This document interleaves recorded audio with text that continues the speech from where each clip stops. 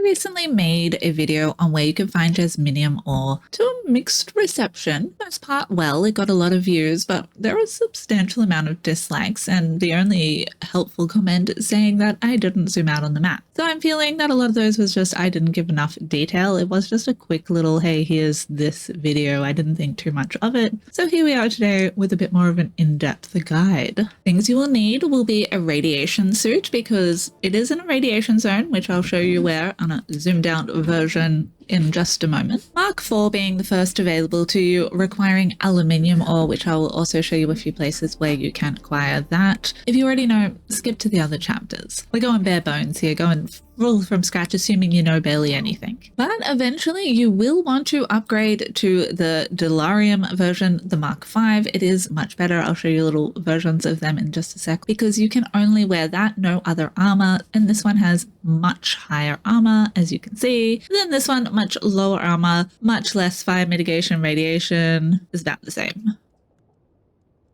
So we're really looking for that armor and the durability of the guy. Radiation Mark 4 will require the plasteel microflora fiber, which can be acquired at most PvP shipwreck areas, but you can also gain it from dismantling bits of armor that NPCs drop and whatnot. To get aluminium, you're going to need to come to at least Jabal Ifrit al-Janab, but it can also be found in Jabal Ifrit al-Ghanab and Eastern Shield Wall and Western Shield Wall. The symbol you are looking out for is this one here, the aluminium ore. Depending on how much it is available, it will be here. There are some really easy spots to get the aluminium early game.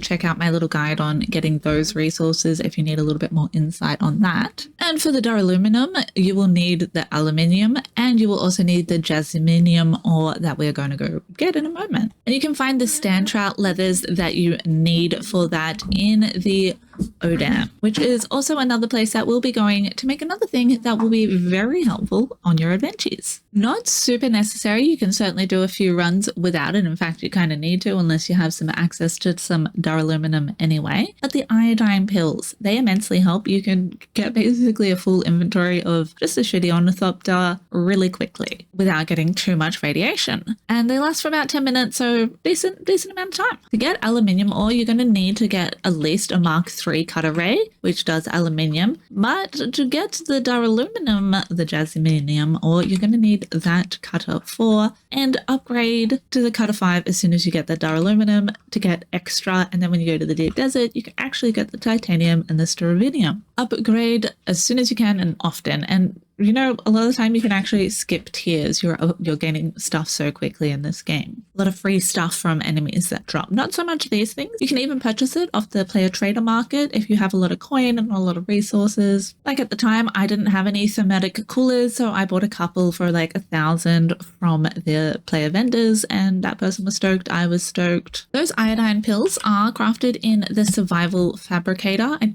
don't think you can craft them in a regular fabricator. We're over here and we got iodine pill. Now they cost Argave seeds. If you don't know where Argave seeds are, good for you because you'll be hunting for that sandstrut leather anyway, and it's in the Odam. And you're looking out for these little flowery symbols, and awesomely, they don't seem to change with the Coriolis storm. So what you see here is actually where they'll be, which is kind of nice. I will fly around and get a couple just to show you quickly before we pop over to the radiation zone because it does cost 10 each. But you get 5 and it lasts a little while. Like I said, 10 minutes, they'll do you. But if you have a big clan or you're getting a lot of them, you'll need a few. And you do get more than one per Argave seed, but you'll see that in a second. If you live close by or you're feeling like a brave journey across the desert, you can take a buggy. You will get a lot more. But keep in mind, you have to have at least a cutter ray 5, which will cost $100 aluminum to even craft. So don't bother doing the journey with a buggy unless you have this. I purchased one. Best 50k I spent on my life, I must say. Was pretty early on the game. You can probably get them a lot cheaper now, but I never even knew the life of a Cutter Ray 3. I put this on my buggy straight away because you don't even have to have a Mark 5 buggy. You can put it on a Mark 3 buggy and get a lot more jasminium for your bang for your buck.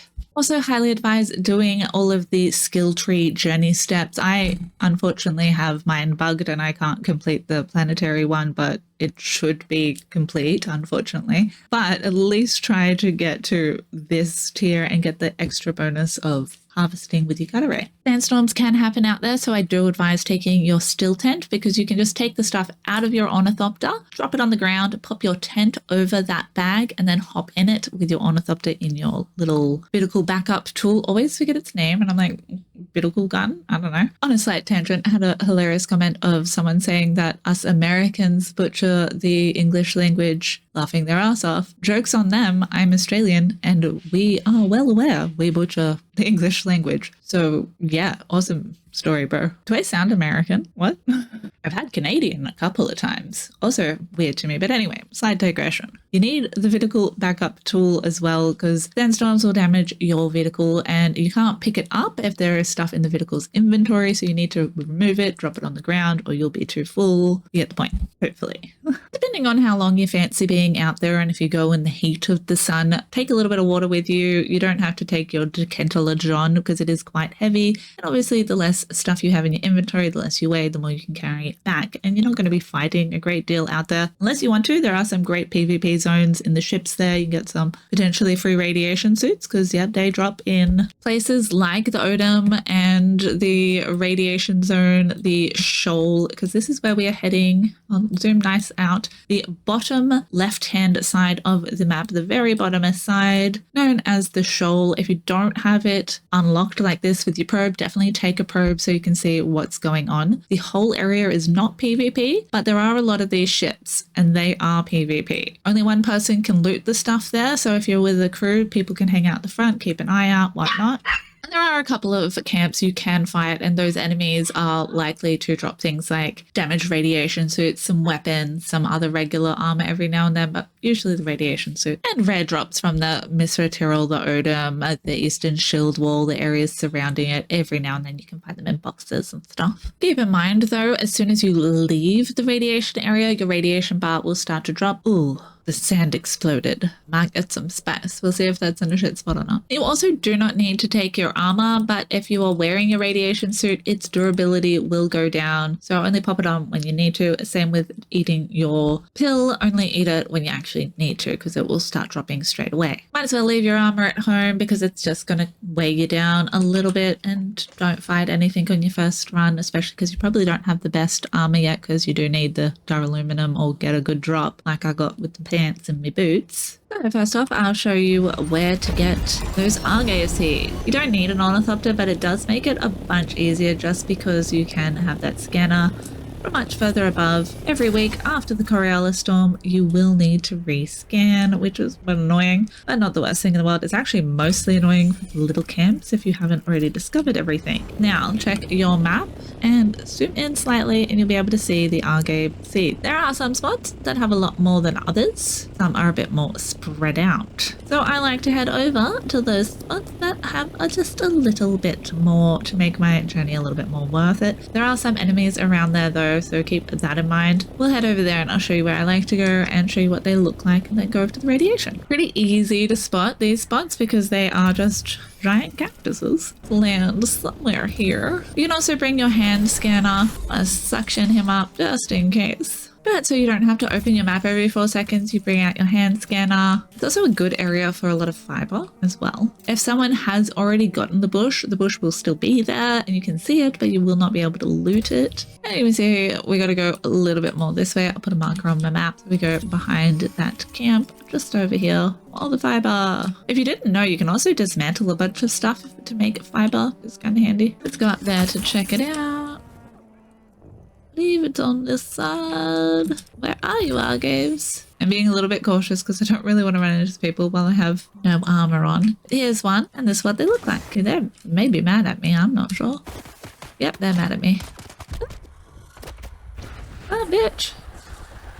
So yeah, you can totally wear your armor for this part of your mission. I chose not to because I'm going out afterwards. I don't have my bandages in the right spot. I'll pop on my radiation suit and get my plan because otherwise I will forget.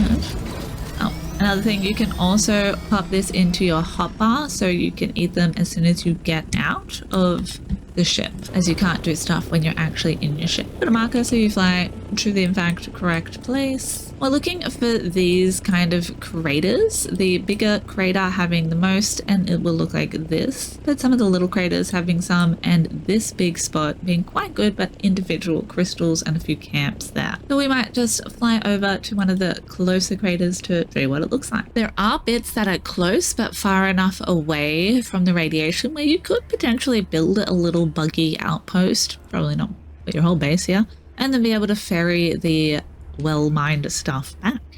That's an option because yeah, there's a lot of land to cover between this and that worm be out to eat people's everything. Do a little scan, see what's about. Some of these do have camps at them, so watch out for that. This one has some people just guarding. You can squish them with your boat. There's also a box down there that could be worth touching. I'm gonna land just over here, really poorly. Put my shield on, shoot the guy. Actually, I also wanna eat my radiation pill. Preferably don't mess around too much. No radiation suit from him. It could have been. I won't bother dismantling that because there's heaps more near my other base. You can see the little radiation symbol down the bottom going up the longer I'm in the area. Standing in the green water makes it go up even quicker, so don't do that. It is kind of hard to get to a bunch of these, so that's a little bit annoying. Probably also put your ship a little closer, but because there was enemies, that made that hard. But because it's very heavy, you want to at least put it load in every time you mine, or you won't get back all of the bits and then it's sad. But if you can scan it, you should be able to mine it. Now we've got some in our ornithopter. We simply press F. I don't think we'll be able to get this lot. We could stand in the green water, but I have died here before and that sucks. But as we're quite close to this wall, we could always fly out. But first, I'll just show you what these ones look like because I've actually still got a fair bit on me before I'm fully radiated. Taking spare fuel can be advisable. End up doing a little bit of hovering around here. If you're going with a buggy, hit up spots like this. It'll be substantially easier for you to be able to drive around and get all of them. Again, the green stuff will fuck you up, so don't touch it. Rude. Outrageous. You don't have to get back in your Oni every single time. Especially once you get to know the areas, as these don't change with the Coriolis storm either necessarily. Like all of these craters will also always kind of be in this spot, which is nice. I can probably get one more bit before I should dip. So yeah, much easier to come here if you have an ornithopter. Doable without, but yeah, that journey gonna be rough. On top of that table tower, I like to usually have a little stop because there's a box you can loot on the way. Yeah, hopefully this guide was a little bit more in depth for where we are on the map again. Scroll nice and far out, bottom left-hand side of the map, southwest if you like. Not all PvP, very radiated for the most part. Up here, not so radiated. Down here, you can just not be in the radiation zone too, so that's a good ship to hit.